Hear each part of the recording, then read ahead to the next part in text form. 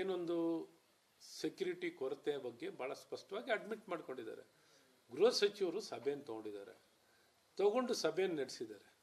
ಇವರಿಗೆ ಪ್ರತಿಯೊಂದರಲ್ಲೂ ತಪ್ಪು ಹುಡುಕೋದು ಬಿಟ್ಟು ಇವತ್ತು ದೇಶದ ವಿಚಾರದಲ್ಲಿ ಇವತ್ತು ಸ್ಪಷ್ಟ ನಿಲುವನ್ನು ತಗೊಂಡು ಅಂತ ಭಯೋತ್ಪಾದಕರನ್ನ ಈಗಾಗಲೇ ಸೆರೆ ಹಿಡಿದು ಅವ್ರನ್ನ ಈಗಾಗಲೇ ಕೊಲ್ಲುವಂಥದ್ದು ಸಾರ್ವಜನಿಕವಾಗಿ ನಡೀತಿದೆ.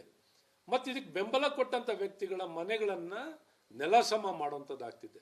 ಮತ್ತು ಪಾಕಿಸ್ತಾನದ ಮೇಲೆ ಉಚ್ಚ ಸಭೆಯನ್ನು ಹೈ ಲೆವೆಲ್ ಮೀಟಿಂಗನ್ನು ಮಾಡಿ ಇಂಡಸ್ ನೀರನ್ನು ಕೊಡದೇ ರೀತಿಯಲ್ಲಿ ಮತ್ತು ಪಾಕಿಸ್ತಾನದ ನಾಗರಿಕರು ನಮ್ಮ ದೇಶದಲ್ಲಿ ಇರುವಂಥವ್ರನ್ನ ಸಂಪೂರ್ಣವಾಗಿ ಕಳಿಸುವಂಥದ್ದು ಮತ್ತು ಪಾಕಿಸ್ತಾನದ ಹೈ ಪ್ರಯಾರಿಟಿ ಕೊಟ್ಟು ಅವರ ಏನು ಡಿಪ್ಲೊಮ್ಯಾಟಿಕ್ ರಾಯಭಾರಿಗಳಿದ್ರು ಅದನ್ನೆಲ್ಲ ಕಡಿವಾಣ ಮಾಡುವಂಥದ್ದು ಮತ್ತು ಪಾಕಿಸ್ತಾನಕ್ಕೆ ಭಾಳ ಸ್ಪಷ್ಟ ಸಂದೇಶ ಕೊಡುವಂಥದ್ದು. ಇನ್ನೂ ಏನು ಕ್ರಮವನ್ನು ವಹಿಸಬೇಕು, ವಿಶ್ವ ಮಟ್ಟದಲ್ಲಿ ಎಲ್ಲ ರಾಯಭಾರಿಗಳನ್ನು ಕರೆಸಿ ಎಲ್ಲ ದೇಶಕ್ಕೂ ಯಾವ ರೀತಿ ಪಾಕಿಸ್ತಾನದ ಕೈವಾಡವನ್ನು ಭಾಳ ಸ್ಪಷ್ಟವಾಗಿ ಪ್ರತಿಯೊಂದು ದೇಶದವ್ರಿಗೂ ತಿಳಿಸಿ ಇಡೀ ವಿಶ್ವವೇ ಇವತ್ತು ಭಾರತದ ಪರವಾಗಿ ನಿಂತು ಇಡೀ ವಿಶ್ವದಲ್ಲಿ ಈ ಪಾಕಿಸ್ತಾನ್ ಆತಂಕವಾದಿ ದೇಶ, ಆತಂಕವಾದಕ್ಕೆ ಬೆಂಬಲ ಕೊಡ್ತಿದ್ದಾರೆ ಅನ್ನುವಂಥದ್ದು ಇಡೀ ವಿಶ್ವಕ್ಕೆ ಸಂದೇಶ ಕೊಡುವಂಥದ್ದಾಗಿದೆ. ಇವಿಷ್ಟು ಕೆಲವೇ ಸಮಯದಲ್ಲಿ ಎಲ್ಲ ಕೆಲಸಗಳನ್ನು ಮಾಡಿ ಇವತ್ತು ಪಾಕಿಸ್ತಾನಕ್ಕೆ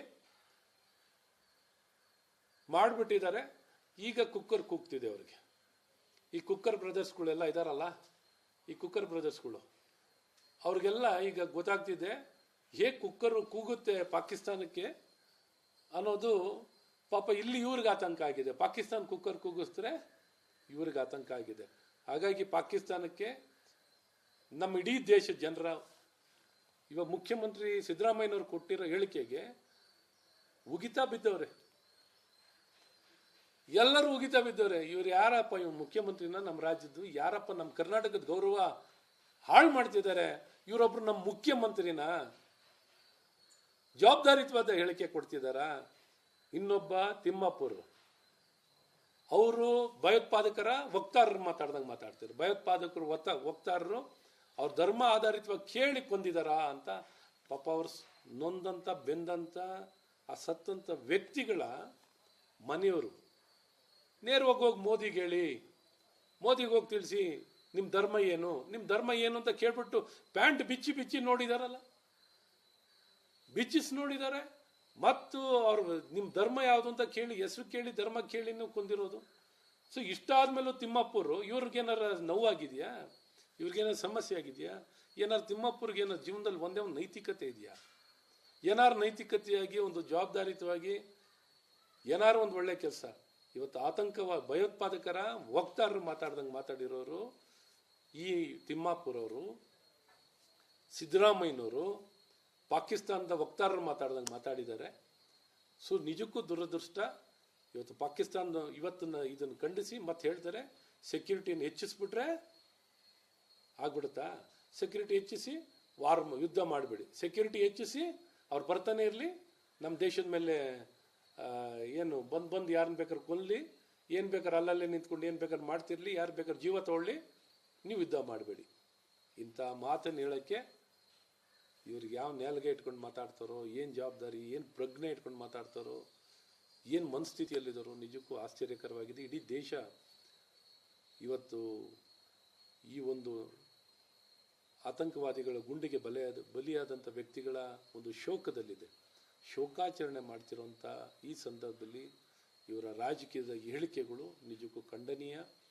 ಇವತ್ತು ಈ ನಡಕ ಕಾಂಗ್ರೆಸ್ನವರು UP ಅಧಿಕಾರದಲ್ಲಿದ್ದಾಗ ನಾವು ಯಾವುದೇ ದೇಶಕ್ಕೆ ಮಾತುಕತೆಗೆ ಹೋದರೆ ಪಾಕಿಸ್ತಾನ್ ಇಂಡಿಯಾ ಚರ್ಚೆ ಇರೋದು. ಇವತ್ತೇನಾದ್ರು ಪಾಕಿಸ್ತಾನ್ ಚರ್ಚೆ ಇದೆಯಾ? ಅದೇನಿದ್ರು UPA ಕಾಂಗ್ರೆಸ್ ಕಾಲಕ್ಕೆ ಸೀಮಿತವಾಯಿತು. NDA BJP ಅಧಿಕಾರಕ್ಕೆ ಬಂದಂಥ ನರೇಂದ್ರ ಮೋದಿಯವರ ಕಾಲದಲ್ಲಿ ಪಾಕಿಸ್ತಾನ್ ಅನ್ನೋಂಥ ಒಂದೇ ಒಂದು ವಿಚಾರ ಕೈ ಎತ್ಕೊಳ್ಳುವಂಥವ್ರು ಮಾತಾಡೋರು ಒಬ್ಬರಿಲ್ಲ. ಮೊದಲು ನಮ್ಮ ಮಾತುಕತೆ ಪಾಕಿಸ್ತಾನ್ ಇಂಡಿಯಾದ ಬಗ್ಗೆ, ಜಮ್ಮು ಕಾಶ್ಮೀರ ಬಗ್ಗೆ. ಇವತ್ತೇನಾರು ಇದೆಯಾ ಚರ್ಚೆ? ಎಲ್ಲಾರು ಇದೆಯಾ? ಎಲ್ಲಾರು ಕೇಳಲಿಕ್ಕಾಗತ್ತಾ?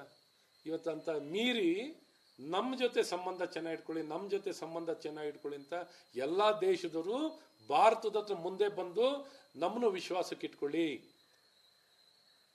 ನಮ್ಮ ಜೊತೆನೆ ಕೈ ಜೋಡಿಸಿ ನಮಗೂ ಸಹಕಾರ ಕೊಡಿ ಅಂತ ಭಾರತವನ್ನ ಅಂಗಲಾಚುತ್ತಾ ಇದ್ದಾರೆ.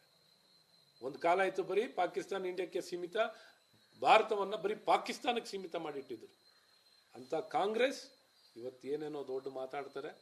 ಸೊ ಇವತ್ತು ಅವ್ರಿಗೆ ಯಾವ ನೈತಿಕತೆನೂ ಇಲ್ಲ. ನೈತಿಕತೆ ಇಲ್ಲದೆ ಮಾತಾಡುವಂಥ ಈ ಕಾಂಗ್ರೆಸ್ ಅವರಿಗೆ ಎಲ್ಲ ಬಿಟ್ಟು ನಿಂತಿದ್ದಾರೆ.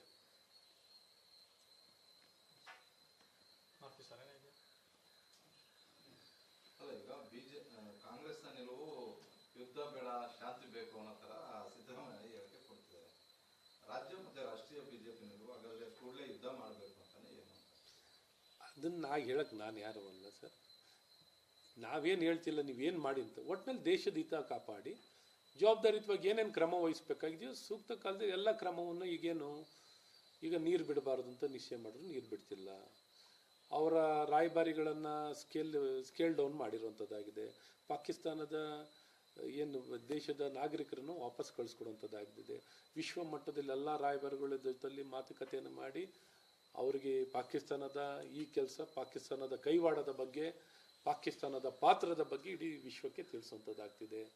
ಮತ್ತು ಅಲ್ಲಿ ಭಯೋತ್ಪಾದಕರನ್ನು ನಿರ್ನಾಮ ಮಾಡೋಕ್ಕೆ ಅವರ ನರಬಲಿ ಏನು ಮಾಡುವಂಥ ಬಲಿ ಮಾಡುವಂಥದ್ದು ಮತ್ತು ಅವ್ರಿಗೆ ಬೆಂಬಲ ಕೊಟ್ಟಂಥ ಯಾವುದೇ ವ್ಯಕ್ತಿಗಳನ್ನು ನಿರ್ದಾಕ್ಷಿಣ್ಯವಾಗಿ ಕ್ರಮ ವಹಿಸುವಂಥದ್ದಾಗುತ್ತೆ. ಇನ್ನು ಮುಂದಿಂದ ಏನಾಗಬೇಕು ಅಂತ ದೇಶದ ನಾಯಕರು, ಯಾಕೆಂದರೆ ಜವಾಬ್ದಾರಿಯುತವಾಗಿ ನಿರ್ಧಾರ ಮಾಡ್ತಾರೆ. ಏನು ಜವಾಬ್ದಾರಿ ಇಲ್ಲದೆ ಯಾರು ನಿರ್ಧಾರ ಮಾಡಲಿಕ್ಕಾಗಲ್ಲ. ಆದರೆ ದೇಶದ ಜನರ ಭಾವನೆ ನಾವೇನು ಹೇಳ್ತಿಲ್ಲ, ನಾವೇನು ಯಾರಿಗಾರು ಹೇಳಕ್ಕೆ ಹೋಗ್ತಿದ್ದೀವ, ಏನೂ ಮಾತಾಡ್ತಿಲ್ಲ. ಆದರೆ ದೇಶದ ಜನನೇ ಮಾತಾಡ್ತಿರೋದು. ಇವಾಗ ಸಿದ್ದರಾಮಯ್ಯನವ್ರ ಹೇಳಿಕೆಗೆ ಏನು ಹೇಳ್ತಿದ್ದಾರೆ, ಎಲ್ಲರೂ ಉಗಿತಾ ಬಿದ್ದವ್ರೆ. ಯಾವ ಮುಖ್ಯಮಂತ್ರಿನೇ ಇವನು, ಯಾವ ಮುಖ್ಯಮಂತ್ರಿ ಇವರು, ಏನು ಮಾತಾಡ್ತಿದ್ದಾರೆ ಅಂತ ಜನ ಉಗಿತಾ ಇದ್ದಾರೆ. ನಾವೇನು ಉಗಿತಾ ಇಲ್ಲಪ್ಪ, ನಾವೇನು ಮಾತಾಡಿಲ್ಲ. ನಾವು ಜನ ಹೇಳ್ತಿರುವಂಥ ಭಾವನೆಗಳನ್ನು ನಾವು ಹೇಳ್ತಿರೋದು. ಯಾವ ಭಾಷೆನಲ್ಲಿ ಮಾತಾಡ್ತಿದ್ದಾರೆ ಇವರು, ಏನು ಜವಾಬ್ದಾರಿಯುತವಾಗಿ ಮಾತಾಡ್ತಿದ್ದಾರೆ ಜನರ ಭಾವನೆ.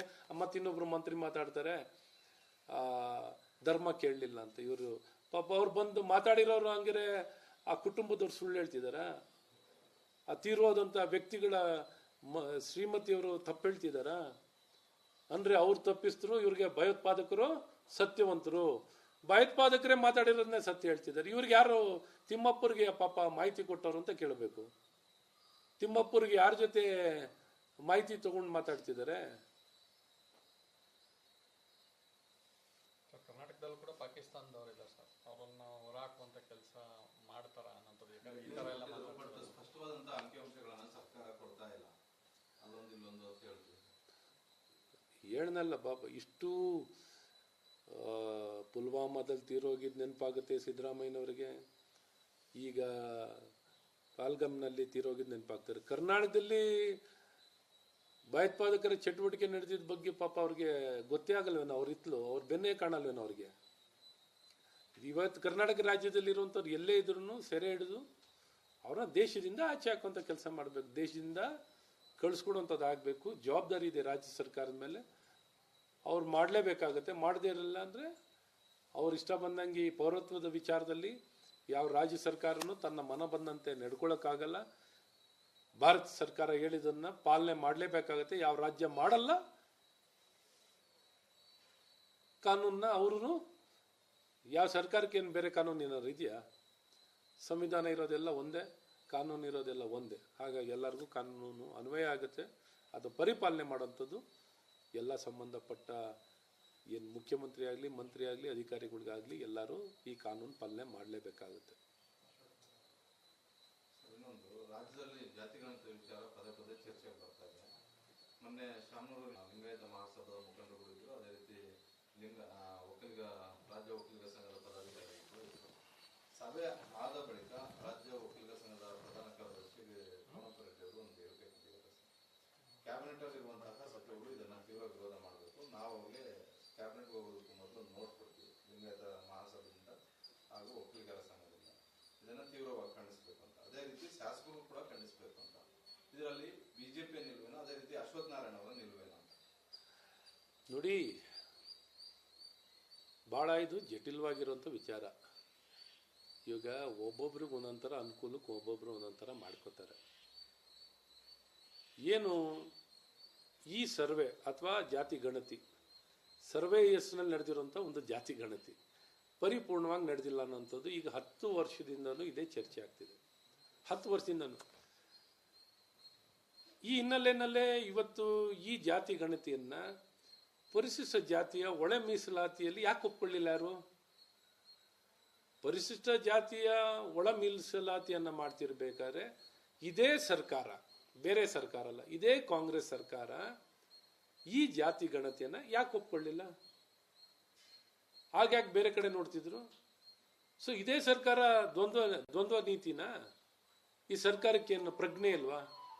ಸೊ ಹಾಗಾಗಿ ಇದನ್ನು ಯಾರು ಎಚ್ಚರಿಕೆ ಕೊಡಬೇಕು, ಮುನ್ನೆಚ್ಚರಿಕೆ ಕೊಡಬೇಕು ಅನ್ನೋದು ನೋಡಿ, ಸರ್ಕಾರ ಸಮಾಜ ಎಲ್ಲರಿಗೂ ಸೇರಿರೋದು. ಏನು ಎಲ್ಲರಿಗೂ ನ್ಯಾಯ ಸಿಗಬೇಕು, ಎಲ್ಲರಿಗೂ ಒಳ್ಳೇದಾಗಬೇಕು. ಯಾವ ಪಕ್ಷದವರು ಜಾತಿ ಗಣತಿಗೇನು ವಿರೋಧವಾಗಿರೋರಿಲ್ಲ. ಎಲ್ಲ ಸಮಾಜದವ್ರು ಒಳ್ಳೇದಾಗಬೇಕು. ಮಾಡೋಂಥ ಕೆಲಸದಲ್ಲಿ ಸೂಕ್ಷ್ಮತೆ ಇರಬೇಕು. ಸೂಕ್ಷ್ಮತೆ ಏನು? ವಿವಿಧ ರೀತಿಯಲ್ಲಿ ಸಮಸ್ಯೆಗಳಿರುವಂಥದ್ದು. ಇವತ್ತು ಸನ್ಮಾನ್ ಜಯಪ್ರಕಾಶ್ ಹೆಗಡೆ ಅವರು ಹೇಳಿದ್ದಾರೆ, ಯಾವ ವರ್ಗಕ್ಕೆ ಜನ ಯಾವ ರೀತಿ ಆಯ್ಕೆ ಮಾಡ್ಕೋತಾರೆ, ಏನಿದೆ, ಅಥವಾ ಹಿಂದೂ ಜಾತಿ ಆಧಾರಿತವಾಗಿ ಹೋಗ್ತಾರೆ, ಅಥವಾ ಲಿಂಗಾಯತ್ ಒಂದು ಪರಿವರ್ತನೆ ಆಗಿದ್ದಂಥ ಪ್ರಕಾರ ಹೋಗ್ತಾರ, ಯಾರ್ಯಾರಿಗೆ ಏನೇನು ಅನುಕೂಲ ಇದೆಯೋ ಆ ಪ್ರಕಾರದಲ್ಲಿ ತೊಗೊಳ್ಳೋವಂಥದ್ದು. ಜಾತಿ ಗಣತಿ ಪರಿಪೂರ್ಣವಾಗಿ ಆಗಿಲ್ಲ, ಎಲ್ಲ ಮನೆಗೂ ಹೋಗಿಲ್ಲ ಅನ್ನೋಂಥದ್ದು ಸ್ಪಷ್ಟ ಆಪಾದನೆ ಇದೆ. ಹಾಗಾಗಿ ಎಲ್ಲ ಪುನರ್ ಜಾತಿ ಗಣತಿ ಮಾಡಿ ಅಂತ ಹೇಳಿದ್ದಾರೆ ಹೊರತು ಜಾತಿ ಗಣತಿ ಮಾಡಿಬಿಡಿ ಅಂತ ಯಾರು ಮಾತಾಡಿದಾರ? ಎಲ್ಲರಿಗೂ ಒಳ್ಳೇದಾಗಲಿ. ಮತ್ತು ಸಂವಿಧಾನ ಎಲ್ಲ ವಿಚಾರದಲ್ಲೂ ಭಾಳ ಸ್ಪಷ್ಟತೆ ಇದೆ, ಮತ್ತು ಭಾರತೀಯ ಜನತಾ ಪಾರ್ಟಿನೂ ಭಾಳ ಸ್ಪಷ್ಟವಾಗಿದೆ. ಇವತ್ತು ಅಶ್ವಥ್ ನಾರಾಯಣನಾಗಿರೋನು ಒಂದು ಪಕ್ಷದಲ್ಲಿ ಒಂದು ಕೆಲಸ ಮಾಡೋಂಥವ್ನು, ಸಮಾಜದ ಸರ್ವ ಜಾತಿಯ ಹಿತವನ್ನು ಬಯಸುವಂಥವ್ರು. ಹಾಗಾಗಿ ಪ್ರತ್ಯೇಕವಾಗಿ ಎಲ್ಲ ಜಾತಿಯನ್ನು ಪ್ರತಿನಿಧಿಸ್ತೀವಿ ನಾವು, ಒಂದು ಜಾತಿನೇ ಪ್ರತಿನಿಧಿಸ್ಕೊಳ್ಳುವಂಥದ್ದು. ಕೇಳ್ತಾ ಎಲ್ಲ ಜಾತಿಗಳ ಅನ್ಯಾಯಕ್ಕೆ ತಪ್ಪುಗಳು ಒಪ್ಪುಗಳನ್ನು ಹೇಗೆ ಸರಿಪಡಿಸಿ ಎಲ್ಲರನ್ನೂ ವಿಶ್ವಾಸಕ್ಕೆ ತೊಗೊಳ್ಳೋವಂಥದ್ದು. ಇಲ್ಲಿ ಏನು ಕಾಂಗ್ರೆಸ್ಸಿಗೆ ಉದ್ದೇಶ? ಹೇಗಾರ ಮಾಡಿ ಹಿಂದೂ ಸಮಾಜವನ್ನು ಒಡಿಬೇಕು, ಹಿಂದೂ ಸಮಾಜವನ್ನು ಒಡಿಲಿಕ್ಕೆ, ತಮ್ಮ ರಾಜಕೀಯದ ಅಸ್ತಿತ್ವವನ್ನು ಉಳಿಸ್ಕೊಳ್ಳಿಕ್ಕೆ, ತಮ್ಮ ರಾಜಕೀಯ ಬೆಂಬಲವನ್ನು ಪಡೀಲಿಕ್ಕೆ ಹಿಂದೂ ಸಮಾಜವನ್ನು ಒಡಿಬೇಕು ಅನ್ನೋಂಥದ್ದು ಬಿಟ್ಟರೆ ಇವರಿಗೆ ಎಳ್ಳಷ್ಟು ನಮ್ಮ ಜನತೆ ಬಗ್ಗೆ, ಕನ್ನಡಿಗರ ಬಗ್ಗೆ ಎಳ್ಳಷ್ಟು ಅವರಿಗೆ ಕಾಳಜಿ ಇಲ್ಲ. ಇವತ್ತಿಷ್ಟೆಲ್ಲ ಬಡಬಡಾಯಿ ಬಿಟ್ಕೋತಾರಲ್ಲ. ನಿನ್ನೆನೂ ರಾಹುಲ್ ಗಾಂಧಿ ಒಂದು ಹೇಳಿಕೆ ಕೊಟ್ಟವ್ರೆ, ಹೆಲ್ತ್ ಕೇರ್ ಡೆಲಿವರಿ ಈ ಕಾಂಗ್ರೆಸ್ ಸರ್ಕಾರ ಮುಂಚೆ ಬಿಡಿ ಇದುವರೆಗೂ, ಈಗ 2 ವರ್ಷದಲ್ಲಿ ಅಧಿಕಾರಕ್ಕೆ ಬಂದಿದ್ದಾರಲ್ಲ, ಆರೋಗ್ಯ ಕ್ಷೇತ್ರದಲ್ಲಿ ಒಂದೇ ಒಂದು ಗುಣಮಟ್ಟ ಅಂತ ಆರೋಗ್ಯ ಕ್ಷೇತ್ರದಲ್ಲಿ ಇವ್ರು ನ್ಯಾಲ್ಗೆ ಬಿದ್ದೋಗಿದ್ಯಾ ಬಾಣ್ತಿಯರ್ ಸಾವಿರದಲ್ಲಿ? ಅಥವಾ ಬಡವರಿಗೆ ಆರೋಗ್ಯ ಮಾತ್ರೆಗಳು ಸಿಗ್ತಿಲ್ಲ, ಇನ್ನು ಮಾತ್ರೆಗಳ ಲಭ್ಯತೆ ಇಲ್ಲ. 731 ಮಾತ್ರೆಗಳಲ್ಲಿ ಎಷ್ಟು ಮಾತ್ರೆಗಳು ಕೊಡ್ತಿದ್ದಾರೆ? ಆ ಮಾತ್ರೆಗಳು ತಗೊಳ್ತಿರೋ ಗುಣಮಟ್ಟ ಎಷ್ಟಿದೆ? ವಿಷವನ್ನು ಉಣ್ಣಸಿಂದ ಇವರು IV ಫ್ಲೂಯಿಡ್ನಲ್ಲಿ ರಿಂಗರ್ ಲ್ಯಾಕ್ಟೇಟ್ನ ಸಾವು, ಯಮರಾಯಂತಾರೆ ಸಾವನ್ನ ಕೊಟ್ಟಂತ ಕಾಂಗ್ರೆಸ್ ಸರ್ಕಾರ ಗುಣಮಟ್ಟ ಶಿಕ್ಷಣ ಏನಾದ್ರು ಕೊಡ್ತಿದ್ದಾರಾ? ಓಕೆ, ಸಮಾನತೆ ಕಾಣಬೇಕು, ಬಡವ್ರಿಗೆ ಒಳ್ಳೇದು ಮಾಡಬೇಕು, ಎಲ್ಲ ಜಾತಿ ಜನಾಂಗದ ಬಡವ್ರ ಮಕ್ಕಳು ಏನು ತಪ್ಪು ಮಾಡಿದಾರಾ? ಇಲ್ಲಿ ಗುಣಮಟ್ಟ ಶಿಕ್ಷಣ ಕೊಡ್ತಿದ್ದಾರಾ?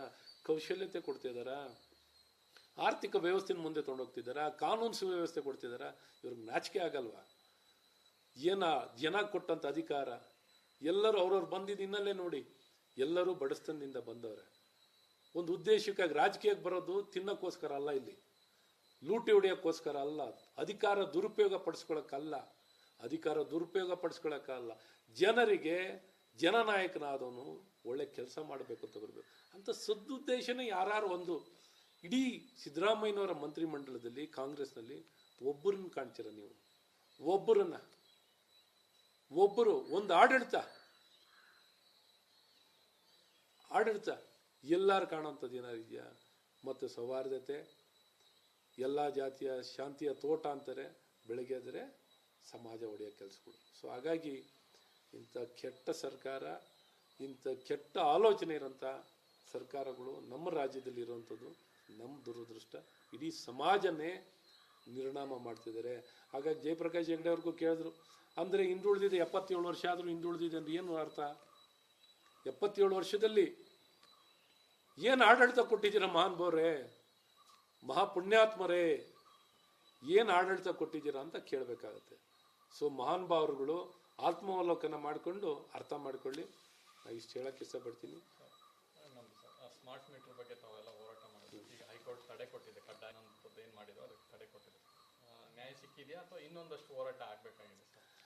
ಈಗ ತಾತ್ಕಾಲಿಕವಾಗಿ ನಾವು ಸದನದಲ್ಲಿ ಮಾತಾಡಿದಾಗ ಮುಖ್ಯಮಂತ್ರಿ ನೋಡಿ ಎಲ್ಲ ಬೇರೆ ಎಲ್ಲ ವಿಚಾರದಲ್ಲಿ ಮಾತಾಡ್ತಿರ್ತಾರೆ. ಮುಖ್ಯಮಂತ್ರಿ ಭಾಳ ಜಲವಂತವಾಗಿರೋಂಥ ವಿಚಾರ, ಪ್ರಸ್ತುತವಾಗಿರೋಂಥ ವಿಚಾರ ಹಗಲು ದೊರಡೆ 15,000 ಕೋಟಿ ಹಗರಣ ಅಂತ ಹೇಳಿದ್ವಿ. 15,000 ಸಿದ್ದರಾಮಯ್ಯನವರ ಭಾಷಣದಲ್ಲಿ ಹೇಳ್ಬೇಕಂದ್ರೆ 15,000 ಕೋಟಿ ನಿಮ್ಮ ಕಣ್ಣು ಮುಂದೆನೆ ನಿಮ್ಮ ಸರ್ಕಾರದಲ್ಲಿ ಹಗಲು ದೊರಡೆ ಆಗ್ತಿದೆ. ಯಾವ ಕಾನೂನಲ್ಲಿದೆ ಹೇಳಿ ಸಿದ್ದರಾಮಯ್ಯನವರೇ? ನಿಮಗೆ ಸ್ಮಾರ್ಟ್ ಮೀಟರ್ ಅನ್ನ ಕಡ್ಡಾಯ ಮಾಡಲಿಕ್ಕೆ ನಿಮ್ಮ ಸರ್ಕಾರಕ್ಕೆ ಎಲ್ಲಿದೆ ಅಂತ ಹೇಳಿ. ಅದು ಪರಿಜ್ಞಾನ ನಿಮ್ಗಿಲ್ವಾ? ನಿಮ್ಗೆ ಉತ್ತರ ಕೊಡೋಕ್ಕಿಲ್ವಾ? ನೀವು ಮುಖ್ಯಮಂತ್ರಿ ಅಲ್ವಾ ಈ ರಾಜ್ಯದ್ದು? ನಿಮ್ಗೆ ಜವಾಬ್ದಾರಿ ಇಲ್ವಾ? ನೀವು ಹೇಳಿ, ಕಾನೂನು ಪ್ರಕಾರ ಕಡ್ಡಾಯ ಮಾಡಲಿಕ್ಕೆ ನಿಮ್ಮ ಸರ್ಕಾರಕ್ಕೆ, ನಿಮ್ಮ ಎಸ್ಕಾಮ್ಸ್ಗೆ ಅವಕಾಶ ಇದೆಯಾ? ನೀವೇ ಉತ್ತರ ಕೊಟ್ಟಿದ್ದೀರಾ ಕಡ್ಡಾಯ ಮಾಡ್ಲಿಕ್ಕೆ ಅವಕಾಶ ಇಲ್ಲ ಅಂತ. ನಂಗೆ ಕಾಲಿಂಗ್ ಅಟೆನ್ಷನ್ ಕೊಟ್ಟಿದ್ದೀರಾ, ಮತ್ ನೋಡ್ರೆ ಕಡ್ಡಾಯ ಮಾಡ್ತೀರಾ. ಇದಕ್ಕೆ ತಡೆ ಹಿಡಿದಿರೋದು ಉಚ್ಚ ನ್ಯಾಯಾಲಯ ನಾಗಪ್ರಸನ್ನ ನ್ಯಾಯಮೂರ್ತಿಗಳ ಅವರ ಬೆಂಚಲ್ಲಿ ಈಗ ತಾತ್ಕಾಲಿಕ ತಡೆಯನ್ನು ಕೊಟ್ಟಿದ್ದಾರೆ. ತಡೆ ಕೊಟ್ಟಿದ್ದಾರೆ ಏನು? ಸ್ಮಾರ್ಟ್ ಮೀಟರ್ ಅನ್ನ ಅನುಷ್ಠಾನ ಮಾಡಂಗಿಲ್ಲ ಹೊಸ ಗ್ರಾಹಕರಿಗೆ ಅನ್ನೋದಕ್ಕೆ ತಡೆ ಕೊಟ್ಟಿದ್ದಾರೆ. ಹಾಗಾಗಿ ಈ ದಿಕ್ಕಿನಲ್ಲಿ ನಾವು ಆಡಿಟ್ ಮಾಡಲಿಕ್ಕೂ ಸಹ ಪ್ರಿನ್ಸಿಪಲ್ ಆಡಿಟ್ ಜನರಲ್ಗೂ ಏನು ಸಂಪೂರ್ಣ ಈ ಒಂದು ಟೆಂಡರ್ ವಿಚಾರದಲ್ಲಾಗಲಿ, ಈ ರೇಟಿನ ವಿಚಾರದಲ್ಲಾಗಲಿ ಪರಿಪೂರ್ಣವಾಗಿ ಆಡಿಟನ್ನು ಮಾಡಿಕೊಡಿ ಅಂತಲೂ ಕೇಳಿದ್ದೀವಿ. ಲೋಕಾಯುಕ್ತ ಸೂಪರಿಂಟೆಂಡೆಂಟ್ ಆಫ್ ಪೊಲೀಸ್ಗೆ PC ಆಕ್ಟಿನ ಅಡಿಯಲ್ಲಿ, ಪ್ರಿವೆನ್ಷನ್ ಆಫ್ ಕರಪ್ಷನ್ ಆಕ್ಟಿನ ಅಡಿಯಲ್ಲಿ ದೂರನ್ನು ಕೊಟ್ಟಿದ್ದೀವಿ, ಕಂಪ್ಲೇಂಟ್ ದೂರನ್ನು ಕೊಟ್ಟಿದ್ದೀವಿ. KJ ಜಾರ್ಜ್ ಅವ್ರ ಮೇಲೆ, ಪ್ರಿನ್ಸಿಪಲ್ ಸೆಕ್ರೆಟರಿ ಆಗಿರೋಂಥ ಗೌರವ್ ಗುಪ್ತಾ ಅವ್ರ ಮೇಲೆ, ಏನು ಮಹಾಂತೇಶ್ ಬೆಳಗಿಯವರು, ಇನ್ನಿತರ ಅಧಿಕಾರಿಗಳ ಮೇಲೆ ನೇರವಾಗಿ ಇವರಿಗೆ ಶಿಕ್ಷೆ ಆಗಬೇಕು. ಶಿಕ್ಷೆ ಆಗ್ಲಿಕ್ಕೆ ನಾವು ದೂರನ್ನು ಕೊಟ್ಟಿದ್ದೀವಿ, ಅದನ್ನು ಕೈಗೆತ್ಕೊಳ್ತೀವಿ. ಇನ್ನು PIL ಜನಗಳು PIL ಫೈಲ್ ಮಾಡಿದ್ದಾರೆ ಪಬ್ಲಿಕ್ ಲಿಟಿಗೇಷನ್ ಚೀಫ್ ಜಸ್ಟಿಸ್ ಮುಂದೆ. ಈ ಸಂಪೂರ್ಣ ಈ ಟೆಂಡರ್ ಅನ್ನೇ ವಜಾ ಮಾಡಬೇಕು, ಟೆಂಡರ್ ಅನ್ನೇ ಇಂಪ್ಲಿಮೆಂಟ್ ಮಾಡಂಗಿಲ್ಲ, ಎಕ್ಸಿಕ್ಯೂಟ್ ಮಾಡಂಗಿಲ್ಲ ಅಂತನೂ ಟೆಂಡರ್ಗೂ ಕೇಸ್ ಹಾಕಿದ್ದಾರೆ. ಈ ರೀತಿ ಎಲ್ಲ ಹಂತದಲ್ಲೂ ಆಗಿದೆ. ಮತ್ತು ನಾವು ಪೆಟಿಷನ್ ಜಾಗೃತಿಯನ್ನು ಮೂಡಿಸ್ತಾ ಇದ್ದೀವಿ. ಈಗ ನೋಡಿ, ಇದ್ದಂಥ ಗ್ರಾಹಕರಿಗೂ ಅವ್ರಿಗೆ ಗೊತ್ತಿಲ್ಲದೇನೆ ನೋಡಿ ನಿಮ್ಮ ಮನೆಗೆ ಮೀಟ್ರ್ ಹಾಕೊಡ್ತೀನಿ ಅಂತ ಯಾರು ಫ್ರೀಯಾಗಿ ಹಾಕ್ಕೊಡ್ತಿದ್ದೀನಿ ಅಂತ ಹಾಕಿಸ್ಕೊಳ್ತಾ ಇರ್ತಾರೆ. ಫ್ರೀಯಾಗಿ ಹಾಕ್ಕೊಡ್ತೀನಿ ಅಂತ ಜನಕ್ಕೆ ಮೀಟ್ರ್ ಹಾಕ್ತೀನಿ ಅಂತ ಹೇಳ್ತಾರೆ. ಆದರೆ ತಿಂಗಳಿಗೆ 1,000 ರೂಪಾಯಿ ಹಾಕ್ತೀನಿ ಅಂತ ಹೇಳಿಲ್ಲ. ಸೊ ಈ ರೀತಿ ನಾಮ ಬೆಳೆಯ ಗಿರಾಕಿಗಳು ಒಟ್ಟು ಇರೋ 2.5 ಕೋಟಿ ನೋಡಿ. ಸ್ಮಾರ್ಟ್ ಮೀಟರ್ ಅಂದ್ರೆ ಏನು? ಸ್ಮಾರ್ಟ್ ಮೀಟರ್ ಯೋಜನೆ ಏನು? ಫೀಡರ್ಗಳು, ಟ್ರಾನ್ಸ್ಫಾರ್ಮರ್ಗಳು, ಬಾರ್ಡರ್ ಟ್ರಾನ್ಸ್ಫಾರ್ಮರ್ಗಳು ಇರೋಂಥ ಗ್ರಾಹಕರಿಗೆ ಎಲ್ಲ ಕಡೆ ಸ್ಮಾರ್ಟ್ ಮೀಟರ್ ಹಾಕಿ ಸೋರಿಕೆಯನ್ನು ತಡೆಗಟ್ಟಬೇಕು. ಪೀಕ್ ಅವ್ರ ಡಿಮ್ಯಾಂಡ್ನ ಅರ್ಥ ಮಾಡ್ಕೋಬೇಕು. ಸಿಬ್ಬಂದಿಗಳು ಕಡಿತನ, ಅದು ಅನುಕೂಲ ಆಗೋದು, ಲಾಭ ಆಗೋದು ಎಸ್ಕಾಮ್ಗಳಿಗೆ. ಫ್ರೀಯಾಗಿ ಹಾಕಬೇಕು. ಯಾವ ಗ್ರಾಹಕನಿಂದನೂ ದುಡ್ಡು ತೊಗೊಳ್ಳದೆ, ಯಾವ ಸಾಫ್ಟ್ವೇರ್ಗೂ ದುಡ್ಡು ತೊಗೊಳ್ದೇನೆ ಫ್ರೀಯಾಗಿ ಹಾಕಿ ಈ ಕೆಲಸ ಮಾಡಿಬಿಟ್ಟು ಈ ತಡೆ ಕೊಟ್ಟಿದ್ದಾರೆ. ಹಾಗಾಗಿ ಮುಖ್ಯಮಂತ್ರಿಗಳು ಈಗಲಾರು ಮೌನಿಗಳು ಯಾಕಾಗಿದ್ದೀರಾ? ಮೌನಿ ಮುಖ್ಯಮಂತ್ರಿಗಳೇ ಸಿದ್ದರಾಮಯ್ಯನವರೇ ಮೌನಿ ಬೇಡವಾದಕ್ಕೆ ಬಾಯಿ ಯಾವಾಗಲೂ ರಿಯಾಕ್ಷನ್. BJP ಅವ್ರು ನೋಡಿದ ತಕ್ಷಣ, ನರೇಂದ್ರ ಮೋದಿ ಅವ್ರು ನೋಡಿದ ತಕ್ಷಣ ಹಿಂಗೆ ಮುಂದೆ ನಿಂತಿರ್ತಾರೆ, ತೊರಿತಾ ಇರ್ತಾರೆ. ಅವ್ರ ಸರ್ಕಾರದ ಭ್ರಷ್ಟಾಚಾರ ಅಂದಿದ ತಕ್ಷಣ ರಿಯಾಕ್ಷನೇ ಇರಲ್ಲ. ಮೌನಿ ಮುಖ್ಯಮಂತ್ರಿ ಆಗ್ಬಿಡ್ತಾರೆ. ಮೌನಿಗಳು ಬಾಯಿ ತೆಗೆದು ಮಾತಾಡಿ. ಜನ ನಿಮ್ಗೆ ಅಧಿಕಾರ ಕೊಟ್ಟಿದ್ದಾರೆ, ನಿಮ್ಗೆ ಇಷ್ಟ ಬಂದಂಗೆ ಮಾಡಿ ಅಂತೇನಿಲ್ಲ. ಹಾಗಾಗಿ ಉತ್ತರ ಕೊಡಿ.